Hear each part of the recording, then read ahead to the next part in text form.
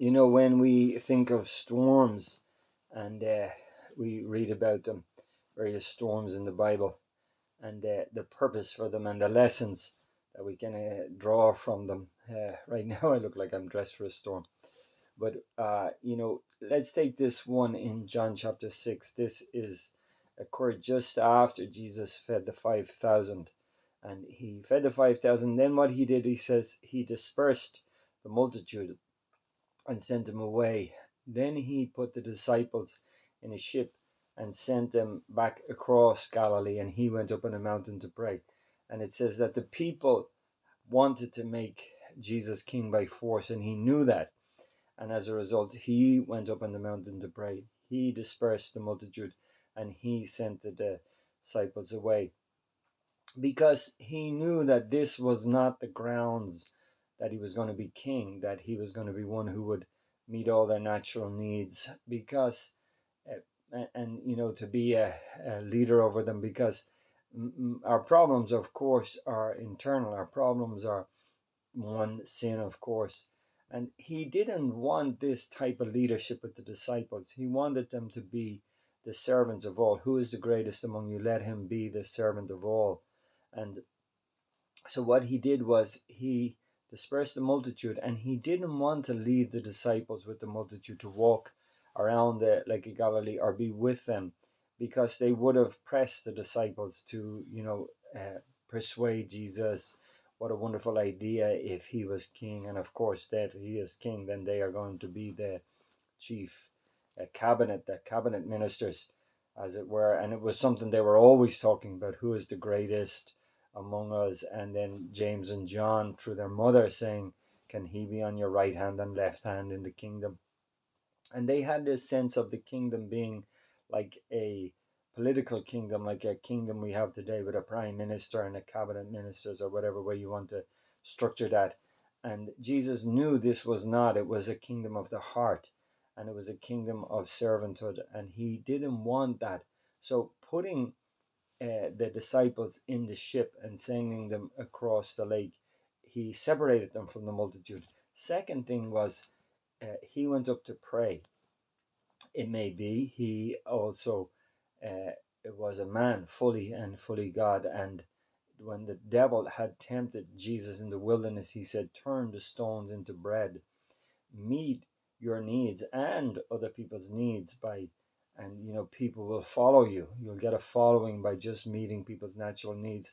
Here the temptation is coming again in another form. Meet the people's needs, and you can be their leader for that reason, but you've never won their hearts. And he knew that. So he moved up the mountain alone and prayed with his father all night. The disciples didn't know that. They would have thought this a wonderful way to lead people, wonderful way to have influence over people. And so he was training these disciples, and he needed to separate them from that sort of leadership, that sort of influence over men. So he put them in the ship. They crossed the Lake of Galilee, and as they were crossing, a storm blew up. Not so much a great storm, but a strong wind, contrary, going against the way they were rowing. So it like double, triple, quadrupled the time it took to cross the lake, rowing hard, toiling, and not really making a lot of progress. And in second, third watch of the night, which is 6 hours or whatever number of hours later, they're toiling, and Jesus walked on the water and came out to see them, and they were afraid. But really, what I want to emphasize here is that the toiling all night drove the ambition out of them. Like the hard toil and work drove out that kind of vain ambition. We can be leaders, we can rule, because it's not the basis that we are to rule on. We are to rule, it is teaching God's way. It is humility. Who is the greatest among you? Let him be the servant of all. It is the ministry of the gospel. And this was, the type of leadership. And just to finish on this, he had didn't want to, like, he warned the disciples at the end. He says, beware of the leaven of the Pharisees and of Herod, Pharisees and Sadducees. And one was like, he didn't want them to take this type of leadership. Soon when Jesus would go and he would be with the Father in heaven, and they would be alone, and they always looked to him for leadership. Now, and not only leadership, but the model of leadership that they were to follow. The greatest among you must be the servant of all.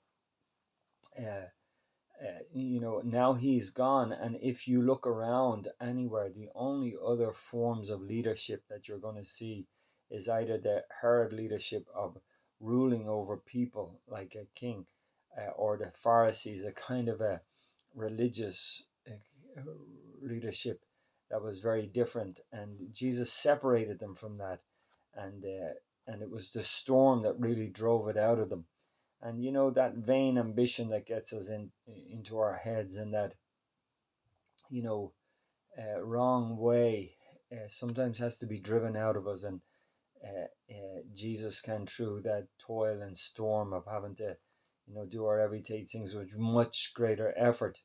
Now, normally they could have crossed that lake with relative ease, rowing, but with the storm it was extraordinarily difficult, taking all their energy, all their thoughts, everything, till all those thoughts of we will be the king, we will be the leaders, where it was driven clean out of them.